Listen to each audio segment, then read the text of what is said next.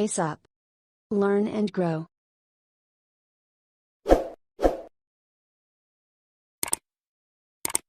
Hello friends, welcome to our channel pace up. आज हम देखने वाले हैं अपना नेक्स्ट टॉपिक जो कि है मेजरमेंट ऑफ क्रिएटिविटी, जिसको हम कह सकते हैं सृजनात्मकता का मापन। क्या है ये? एक्चुअली में इसको टॉरेंस टेस्ट ऑफ क्रिएटिविटी भी कहा जाता है।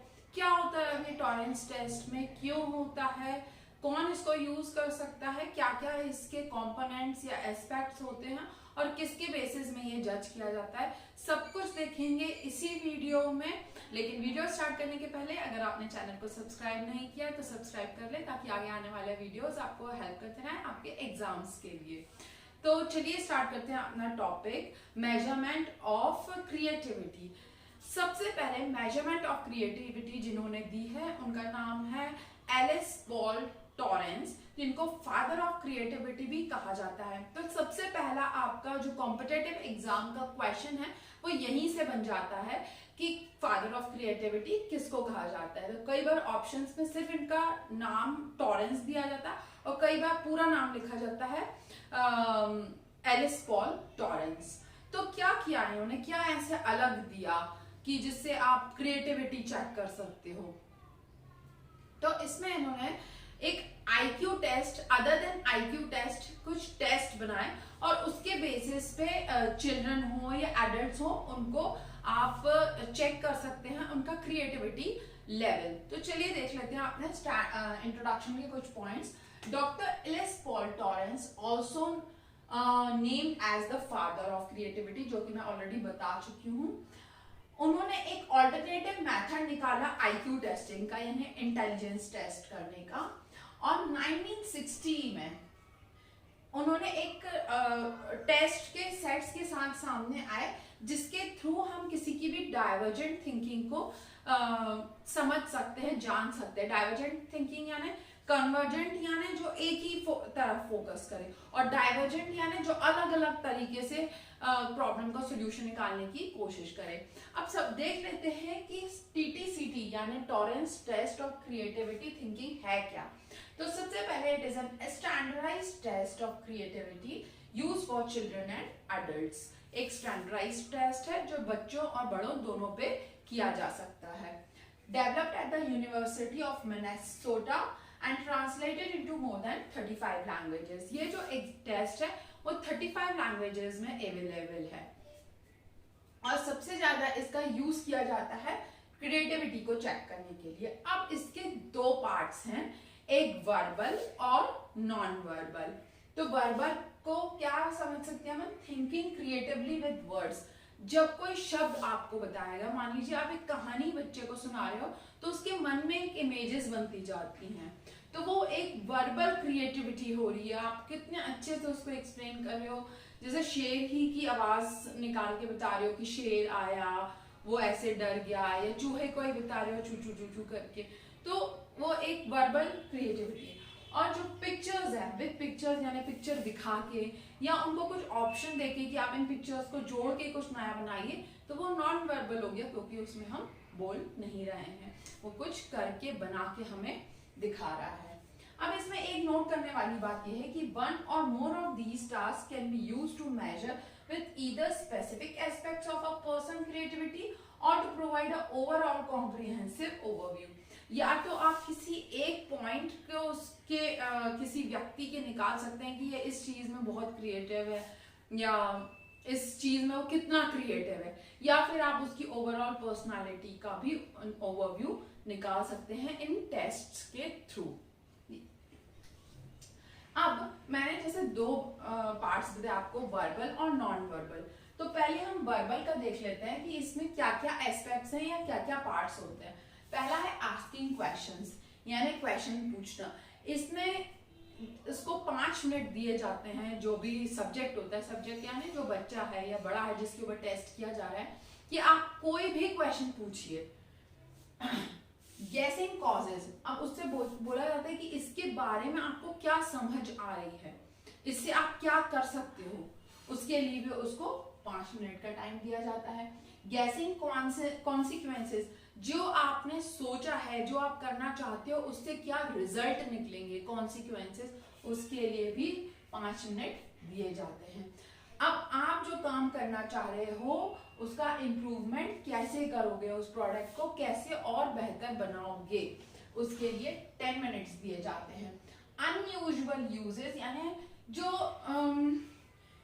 एक्चुअली में होते नहीं है बट ऐसे उनको कुछ बोला जाए कि इसका कुछ अनयूजुअल यूज बताओ, तो वो भी सोचने के लिए उसको 10 मिनट दिए जाते हैं। अनयूजुअल क्वेश्चंस उनसे पूछे जा सकते हैं, जैसे कि अगर आप पंछी की तरह उड़ने लगो तो आप क्या करना चाहोगे, तो ये अनयूजुअल क्वेश्चन में आ गया। और जस्ट सपोज, जहां पे वो अपना इमेजिनेशन यूज करता है, उसके लिए भी 5 मिनट दिए जाते हैं।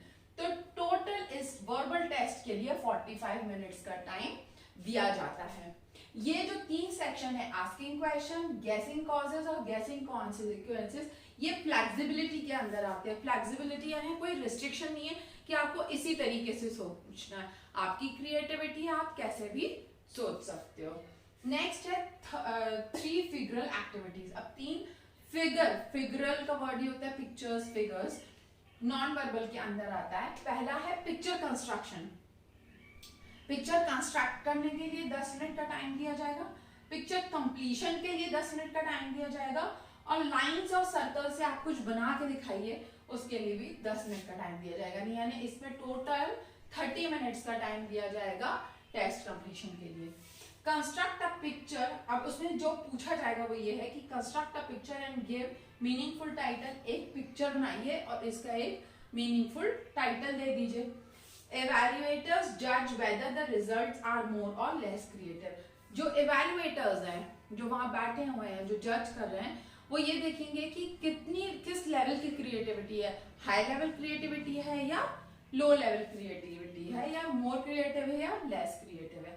मान लीजिए किसी को एक सर्कल दे दिया गया और उससे बोला गया कि बनाइए आप कुछ, तो उसने, एक बच्चे ने बना दिया पूरा मिकी माउस, सर्कल ही सर्कल से, आंखें भी सर्कल, कान भी सर्कल, नाक भी सर्कल, तो इसको कहेंगे मोर क्रिएटिव। और एक बच्चे ने बस सर्कल लाइन से लगा दिया ऐसे ऐसे करके, जैसे ये लगे हुए हैं, तो ये लेस क्रिएटिव कहलाएगा।